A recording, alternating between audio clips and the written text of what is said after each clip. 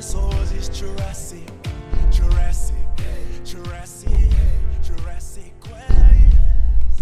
Colossal, fantastic.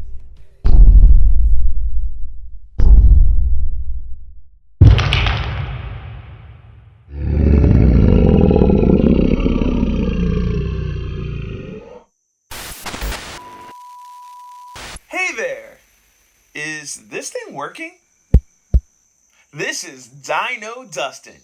Here's one of your guides to Jurassic Quest Drive-Thru Safari. Before we can go in, we should go over a few rules. Please keep your hands, feet, heads, children, and other appendages inside your vehicles at all times. We know that there's a lot of incredible sights to take in, but please be very careful to pay full attention to the driving path, as well as the distance to the cars ahead. Please observe our 5-mile-per-hour speed limit. The only time you should leave your vehicle is at our designated restroom area. Our dinosaurs may seem scary, but don't worry. We have a perfect track record of 0 dinosaur-related attacks. This week so far. Well, I think you guys are ready for your Jurassic Quest. Please pause the audio until you reach the first scene. I'm Prehistoric Nick, a fossil expert here at Jurassic Quest. What you're looking at is the Triassic period. The Triassic started about 251 million years ago at the end of another period that we call the Permian. One of the earliest dinosaurs that we know of was Utahraptor. Its name means dawn thief because it lived at the dawn of the age of dinosaurs. Utahraptor made its home in what is now Argentina about 231 million years ago. Beside that is a kind of skinny dinosaur named a Coelophysis. Its name means hollow form because they had hollow sacs of air in their joints instead of cartilage. Coelophysis is the oldest known dinosaur from North America. And here is a large predator known as Herrerasaurus. Herrerasaurus is the name of one of the largest predatory dinosaurs that lived in the Triassic period. It lived in what is now Argentina about 231 million years ago. Hey there! Folks, this is Safari Sarah. The Triassic period was the dawn of the age of dinosaurs, but it too had to come to an end. Just a little over 200 million years ago, the Earth encountered another mass extinction. Believed to be caused by an increased period of volcanic activity, it caused the extinction of roughly 70% of life on Earth. This wiped out a lot of bigger animals at the time. Without big competitors, dinosaurs thrived, and in the Jurassic period, they quickly became the gargantuan creatures we think of when we hear the word dinosaur. Captain Caleb here. I hope your auto insurance covers water damage, because in order to get into the Jurassic period, we're diving deep into the Jurassic Ocean. The big shell you see is an ammonite. Ammonites are cephalopods. That means they are relatives of the squid, octopus, and nautilus. Their spiral shells protected them from predators. Some shells got to reach sizes of 6 feet across or more. The animal that looks kind of like a small dolphin is an Ichthyosaurus. That name means fish lizard. It's an aquatic reptile, not a mammal, so it isn't related to dolphins at all. We can't forget about the small, long-necked animal swimming with it. That's a Plesiosaurus, another important part of this ecosystem. As a wise man once said, there's always a bigger fish. The big critter here is the magical Leopleuridon. Leopleuridon was a member of the Pliosaur family, which is a kind of short-necked plesiosaur. It's important to point out that the animals you see here are not dinosaurs, but reptiles that lived in the ocean at the same time as the dinosaurs.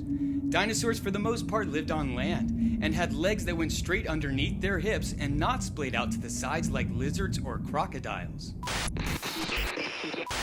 Sarah, stop the audio tour until you reach the next scene. Hello, everyone. This is Park Ranger Marty. Pleased to make your acquaintance.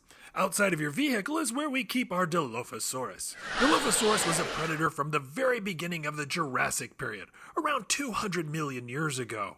Now, a lot of people have ideas of Dilophosaurus spitting poison or venom or acid, and a lot of the pictures and toys show them with a big frill around their neck.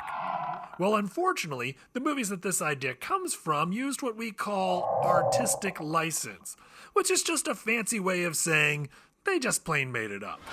We don't know for sure that some dinosaurs didn't spit poison, but we don't have any reason to think that Dilophosaurus did.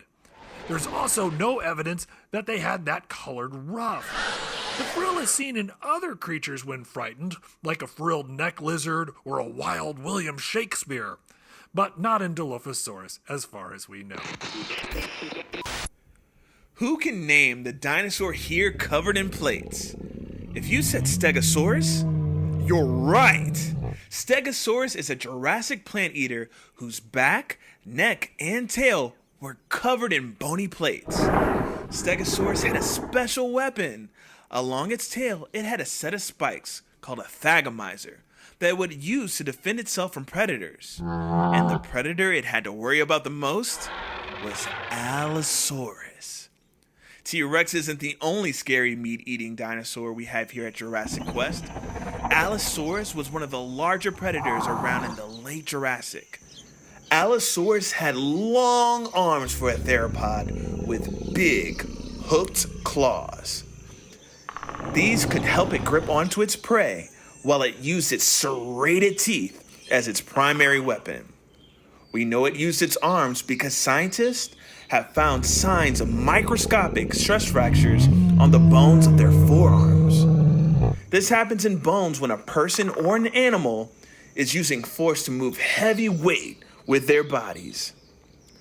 They might have used their arms to keep prey from getting away, or possibly to hold onto a Stegosaurus's tail to avoid getting hit.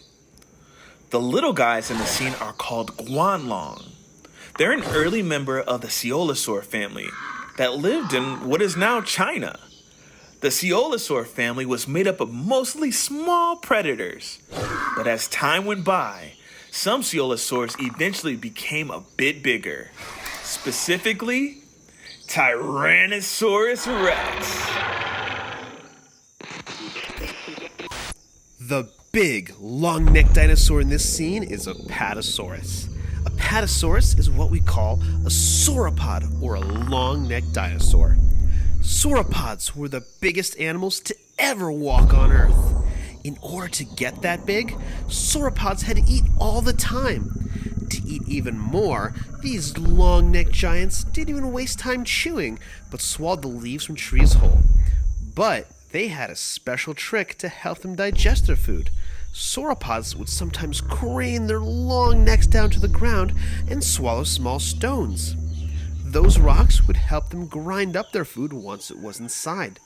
Those rocks are called gastroliths, or stomach rocks in Latin. These gastroliths are super important because they help scientists learn the migration patterns of these dinosaurs by matching the gastroliths back to the areas where the rocks originally came from. Please pause your audio tour until your dinosaur herd migrates on up to the next scene. Safari Sarah here again. After the end of the Jurassic, we find ourselves in the early Cretaceous period. The Cretaceous was the longest of the three periods of the Mesozoic. The Cretaceous period saw all kinds of strange new life forms, including weird new plants that we call flowers. We're starting off in what is now England during the early Cretaceous, roughly 120 million years ago. The duck-billed dinosaur you see is what we call an Iguanodon, and it's one of the first dinosaurs to be discovered and named. Some of you might have already guessed that Iguanodon means iguana tooth. When Iguanodon was discovered in England, no one had ever even heard of dinosaurs yet. So when it came time to name this bizarre new animal, the only similarities anyone could think of were that its teeth kind of looked like the teeth of an iguana, only bigger. The very first drawings of Iguanodon depicted it as a giant iguana-like creature. The animal it's next to is Baryonyx. Baryonyx was a carnivore, and specifically, it ate fish. We know that it ate fish because when the first Baryonyx skeleton was found in England in the 1980s, it had fossilized fish bones and fish scales inside of its belly, along with a few bones from a young Iguanodon. Since it lived in what is now England, as one of its last meals was fish, this could be the earliest evidence of anyone in the UK ordering fish and chips. Our quest has now taken us from Europe to the continent of Asia, still in the early Cretaceous. The big dino you see here is Utahraptor, the feathered tyrant. Utahraptor is part of the Tyrannosauridae family. That means it's a relative of the T-Rex. Utahraptor lived in the Liaoning province of China. What makes Utahraptor special is that it is the largest dinosaur that we know of with feathers. We know that Utahraptor had feathers because of where and when it lived. About 120 million years ago, a volcanic eruption blanketed much of the Liaoning province with hot ash, like what happened at Pompeii thousands of years ago. While that was devastating to the animals at that time, it's great for paleontologists because it preserved soft tissue, in some cases including feathers. Hi, it's Park Ranger Marty again, and welcome to the early Cretaceous, North America. The furry guy is Utahraptor. Now let's see, can anyone guess where Utahraptor was discovered? That's right, Cincinnati. Just kidding, folks. Utahraptor was found in Utah. Utahraptor is the largest known member of the raptor family. Now behind him is a predator named Ceats. Ceats was a massive predator that lived at the end of the early Cretaceous. Very little is known about Ceats due to how recent of a discovery it is. But it is thought to be a member of the Allosauridae group that lived into the early Cretaceous. Ceats lived in North America at about the same time as some members of the Tyrannosaur family. But those Tyrannosaurs didn't get any larger than about the size of a Great Dane because the alpha predator role had already been filled by Ceats. It wasn't until Ceats went extinct that larger tyrannosaurs like Tyrannosaurus rex took the stage. Also in this scene, you'll see Deinonychus, or Deinonychus if you prefer. The name means terrible claw because of the sickle-like claws on its toes. If you've ever seen a movie that had a dinosaur called Velociraptor, there's a good chance it was actually a Deinonychus, and the director just thought that Velociraptor sounded cooler. Make sure to pause your audio tour until you reach our next dinosaur scene. Our journey now takes us to the continent of Africa in the early Cretaceous period. The dinosaur standing here is one that I bet a lot of you know. Can you guess what it is? Did you say Spinosaurus? You got it! Spinosaurus is one of the largest carnivores to ever walk the earth. But it mostly ate fish. We know that because Spinosaurus' teeth have been found embedded in fossilized bones of a large fish, although they have also been found in the bones of other dinosaurs. Spinosaurus is a creature that was a mystery for a long time. Its fossils were discovered in 1912, but they were destroyed during World War II, when the museum they were in was hit during a bombing raid. It wasn't until the 1990s when Spinosaurus' fossils were rediscovered. In fact, we've learned more about the Spinosaurus in the last 20 years than we have in the last century. We now know that Spinosaurus was a massive predator that lived in and out of the water in marshy waterways of what we now know to be Northern Africa, preying on fish the size of cars. Hey, Dustin, is this a secure line? Sure, I think. I just turned off the mic. Yeah, they definitely can't hear us now. What's up? I just noticed that the T-Rexes aren't in their areas. Do you know if they've been moved to another location? I haven't heard anything about moving them anywhere. They should both be there. I can check in with Nick and Marty to see if they know anything about this. That would be great. I'll organize a search. We need to find them soon, but we cannot get our guests worried. Let's keep this on the down low. Roger that. We're moving through time again, folks. Welcome to the late Cretaceous. The Spinosaurus we just saw spent a lot of time in and around water, and that's where we're going. Welcome to the Western Interior Seaway. That's a shallow sea that stretched from the Gulf of Mexico to the Arctic Ocean during the Cretaceous period. The Great Plains of what is now the United States and Canada used to be underwater. Lots of marine fossils are found in places like Kansas. The first creature here is the long-necked Elasmosaurus. It's a relative of the Plesiosaurus, but much bigger. Second is Archelon, the biggest sea turtle known to exist. It had a leathery shell called carapace, and just like sea turtles today, it probably laid eggs on land. The huge, fearsome creature is Tylosaurus. A relative of Mosasaurus, its name means the knob lizard because of a bony protrusion on the end of its snout that might have been used to ram into its prey. Tylosaurus is a member of the Squamata family. That's the group of reptiles that includes lizards and snakes. They had forked tongues for tasting scents in the water. They even had a row of teeth in the back of their mouths for holding onto prey in the water. And that scary fish that you see that looks like a cross between a piranha and a tuna is Xiphactinus.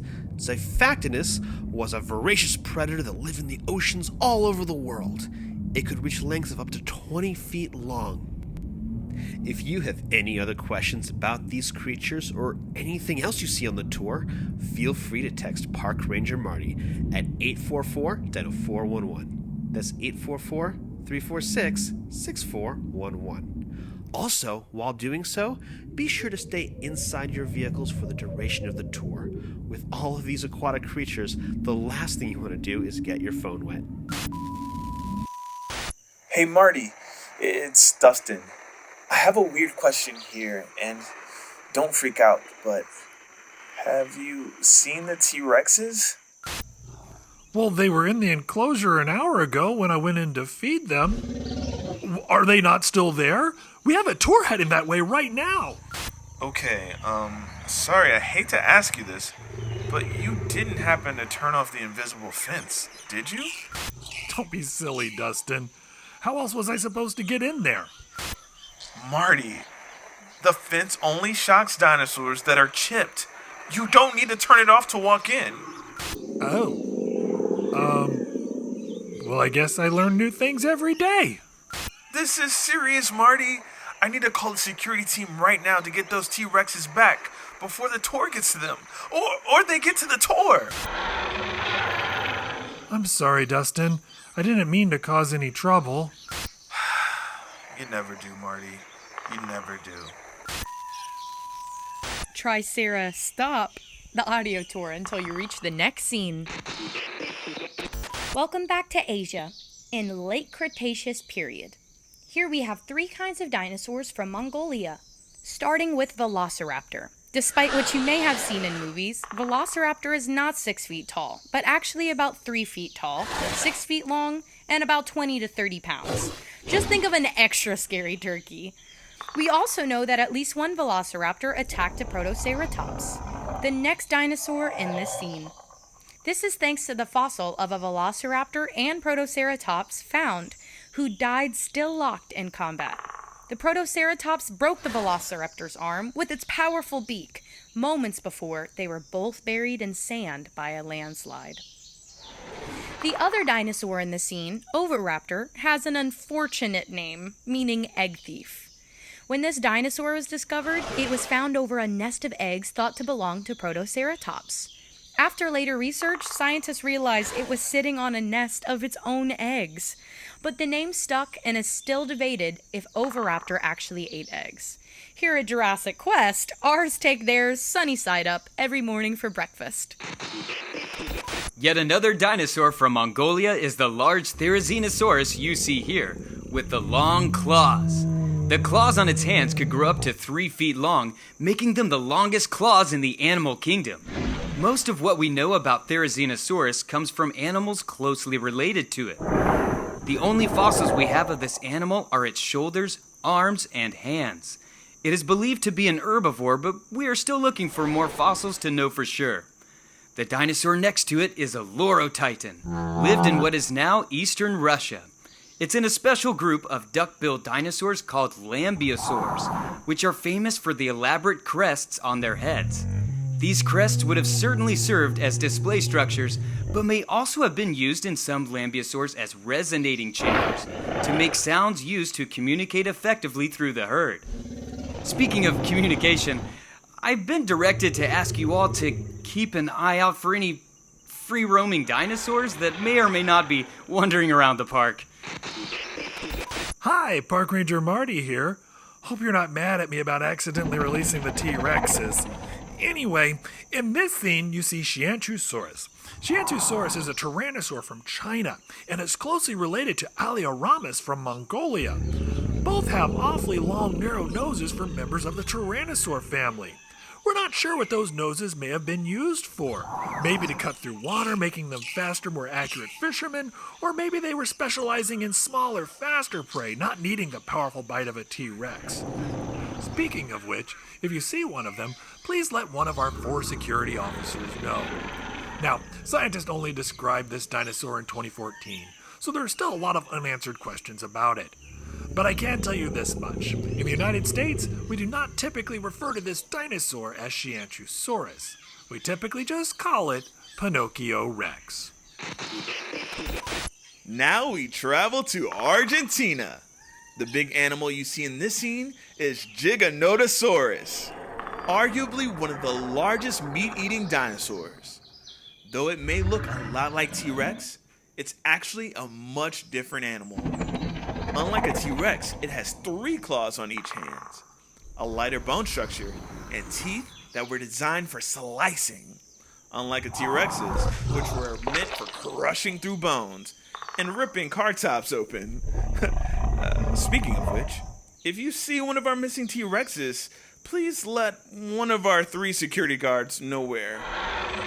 And second largest in this scene is Carnotaurus, which means meat-eating bull, because of peculiar horns on its head. It might have used its horns as a weapon against other predators. It's a very funny looking dinosaur, not just because of the horns, but because of its tiny little arms.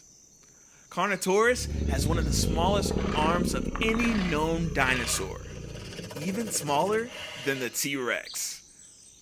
The small dinosaur you see in this scene is Albertasaurus, a small, fast predator that lived in Argentina during the late Cretaceous period.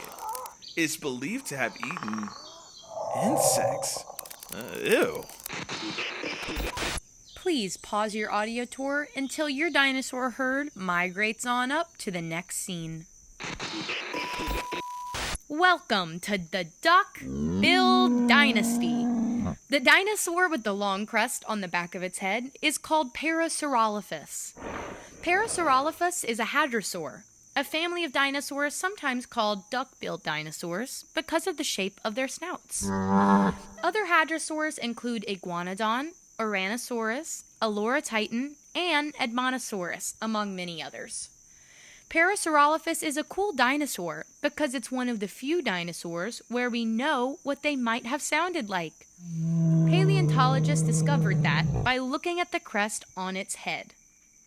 What they found were tubes inside going back and forth between the nasal passage and the throat.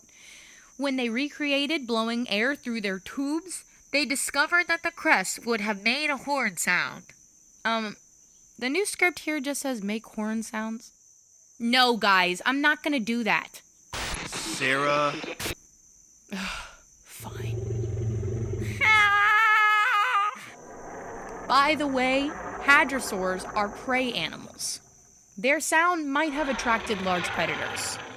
If our missing T-Rexes hear that sound coming from one of your cars, they might be following the tour back in the direction of their cage. So perhaps we should, move on to the next stop. Yeah. Quetzalcoatlus is the largest flying animal to ever take to the sky. It lived in what's now Texas because everything is bigger in Texas. It's named after the Quetzalcoatl, the Aztec feather serpent deity. It had a wingspan of 36 feet. That's the same as a small plane. Standing like it is here, it was the height of a giraffe, but would weigh less than 600 pounds.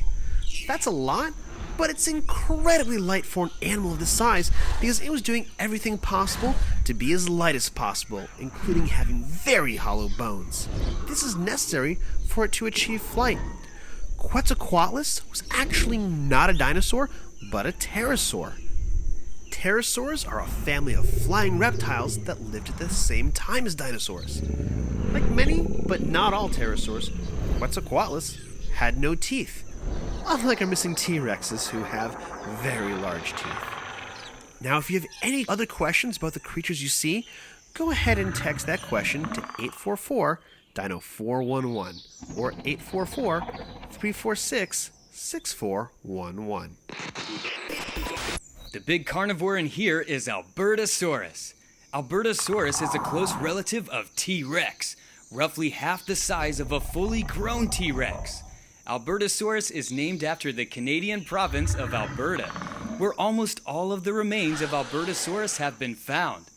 This makes Albertasaurus a Canadian dinosaur. And if you listen very carefully, you can almost hear it apologizing. Sorry about that. The other dinosaur here, Anzu, was named after a Mesopotamian bird demon. It is a large North American oviraptorid found in the Hell Creek Formation of South Dakota and had a beak with no teeth. Anzu is relatively a new discovery, and scientists are still trying to learn more about this creature. Make sure to pause your audio tour until you reach our next dinosaur scene. In this scene, we have a group of dinosaurs called Ceratopsians, or horned-faced dinosaurs. The ones in this scene include Titanoceratops, Cosmoceratops, Styracosaurus, and Brachyceratops. Now, there are two families of Ceratopsians, Chasmosaurines and Centrosaurines. Now, Chasmosaurines have two prominent eye horns above their eyes and a very large frill. Centrosaurines do not typically have prominent eye horns and tend to have smaller frills, but sometimes they have some rather ornate horns coming out of those frills. Now, if you'd like to learn more about Ceratopsians or any dinosaur, you can text your questions to me at 844-DINO-411. That's 844-346-6411, and I'll be happy to help. This armored dinosaur is Ankylosaurus, also known as fused lizard. Ankylosaurus was armored from head to toe with bits of bones on their skin called osteoderms. They are known for having a bony club tail, which was used to swing back and forth as a weapon to deter predators. Scientists have even found a T-Rex fossil with a broken leg that was shattered at about the same height as an Ankylosaurus tail club. This suggests that Ankylosaurus could fight off a T-Rex and possibly even win. The animal here is a Pachycephalosaurus, meaning thick-headed lizard, named after its thick, domed skull. It is often depicted as being used to headbutt each other for dominance, but some scientists think it is more likely used for display, and that the large dome didn't grow until much later in life, which has implications for the next dinosaur in this scene, Draco Rex Hogwartsia. And if that sounds like something from a Harry Potter book, that's because it's from a Harry Potter book. The name actually means Dragon King of Hogwarts, because its skull looked a lot like the skull of a dragon. There are some who think that as this dinosaur aged, the shape of its skull changed, and that what we're really seeing here is a juvenile Pachycephalosaurus. But we won't know for sure until more fossils are found. I've got great news, everyone. Our brand new head of security, Lisa, has managed to locate one of the T-Rexes and lure it back to its area. That's great news because T-Rex is one of the most common favorite dinosaurs. So that means we can actually talk about the T-Rex, the Tyrant Lizard King, while we have one of them here to look at. Tyrannosaurus rex have the most powerful bite of any land animal, between 8,000 and 12,000 pounds per square inch. they needed such a powerful bite to crush the bones of the prey, or even tear through the roof of a car. The powerful bite wasn't the only trick that T-Rex had up its very short sleeve. It also had something called a septic bite. T-Rex had very short arms, so it couldn't brush its teeth. That means its mouth was filled with bits of its last meal, filling its mouth with bacteria. When T-Rex went hunting, it would sometimes bite into prey that got away. If that happened, some of the bacteria from T-Rex's mouth might infect the wound, causing the prey animal to get sick. T-Rex could use its terrific sense of smell to track that prey down. Let's get out of here before that other Rex picks up our scent. On to the next area, the Triceratops. Park Ranger Marty can tell you all about them. They're his favorite. Make sure to pause your audio tour until you reach our next dinosaur scene. And finally, here at my favorite dinosaur, the Triceratops. The cool thing about Triceratops... No! The last T-Rex is in with the Triceratops' pen, and he's eating the Triceratops! Oh no, folks, this is terrible. That's my favorite Triceratops. Lisa, we've located the missing T-Rex. Lisa, do you copy? Oh no, this is terrible. Well, since we're here, Triceratops is an herbivore from the end of the Cretaceous period. That's the same time and place that T-Rex lived. Now, Triceratops means three-horned face for pretty obvious reasons. Scientists used to think that Triceratops used the frill on the back of its head to defend its neck from T-Rex. That seems like it would make a lot of sense, but there's actually evidence that when T-Rex did eat Triceratops, he would sometimes bite down on that frill and pull the Triceratops' head right off. That meant it was less of a shield and more of a pull tab on my favorite dinosaur. But that crest was still there for some reason, most likely a display to attract mates or to scare away rival dinosaurs. Wait, I think that T-Rex is starting to notice your vehicle. Better make like a tree and bark out of here. Well, the good news is, at least we're not going to see anything scarier or with a bigger bite. And now for something scarier with an even bigger bite. Megalodon! Megalodon is the largest shark to ever swim the seas. It is believed to reach up to 60 feet in length and had rows of hundreds of teeth. These teeth would sometimes fall out and be replaced with new teeth, similar to sharks today. Megalodon teeth have been found on every continent, including Antarctica. For centuries, these teeth were thought to be the petrified tongues of dragons and sea serpents. What they actually were was no less scary. The good news is that Megalodon is definitely extinct, despite what some TV shows and movies would have you think. While the ocean can be treacherous, Megalodon is not the danger in it. At least, not anymore. Hello? Is this thing on? This is Lisa, Jurassic Quest Security Liaison. Does anybody copy? I'm okay. It looks like our guests made it out safely, too. Be sure to let the guests know that they can leave reviews of their experience on Jurassic Quest Facebook page and on Yelp and TripAdvisor. I know it helps us a lot knowing what parts of the tour they like the most. And not getting eaten by the dinosaurs. Thanks for coming to Jurassic Quest. Security Liaison Lisa, signing out. Jurassic Quest. Colossal, fantastic. Dinosaurs is Jurassic Quest.